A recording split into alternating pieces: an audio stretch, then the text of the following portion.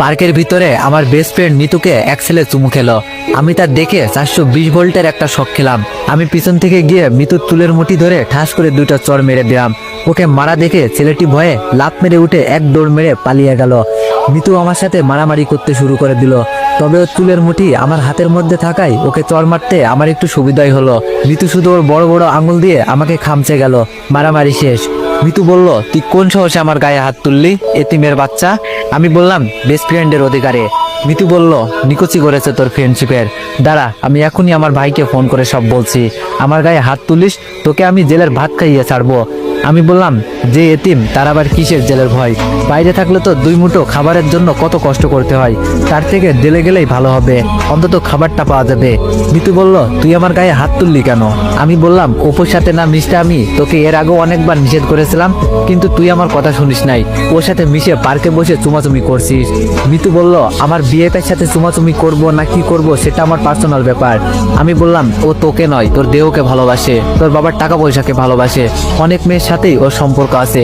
মিতু আমার গালে চড় মেরে বলল, ওর নামে আর একটা বাজে কথাও বলবি না, তোর মতো 10টা ছেলে ওর বাসার চাকর, এতিমের বাচ্চা, তোকে আমি মাথায় তুলে ফেলেছি, তাই আজ তোর এত বড় সাহস হয়েছে আমাকে মারার, নির্লজ্জ বেহায়া কোথাকার। আমি বললাম, যত ইচ্ছে গালি দে, আর শোন, আমি তোকে শুধু বেস্ট ফ্রেন্ড না, ভালোবাসি। মিতু আমার গালে আবারও চড় মেরে দিয়ে বলল, এই নে তোর ভালোবাসার উপহার। আমি গালে হাত দিয়ে দাঁড়িয়ে থাকলাম। মিতু আবারও আমার চড় মেরে চলে গেল। আমি জানি মিতু আমার উপর রাগ করে এইসব বলেছে। ও কখনো ওর ভাইকে ফোন করে এইসব বলবে না, কেননা এর আগেও অনেকবার ওর সাথে আমার মারামারি হয়েছে।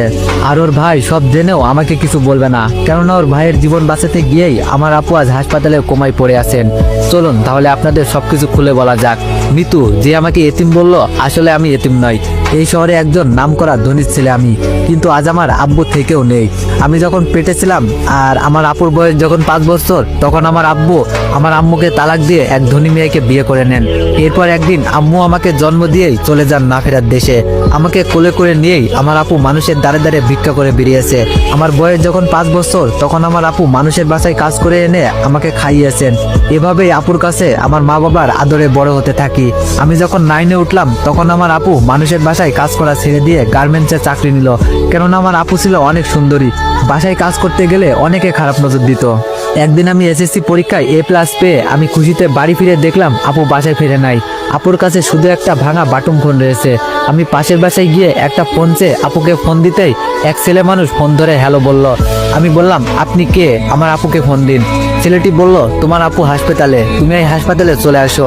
আমি গিয়ে দেখলাম আপু বেডে শুয়ে আছেন। ওর পুরো মাথায় চুলগুলো কেটে ফেলা, সাদা কাপড়ে ব্যান্ডেজ করা। আমি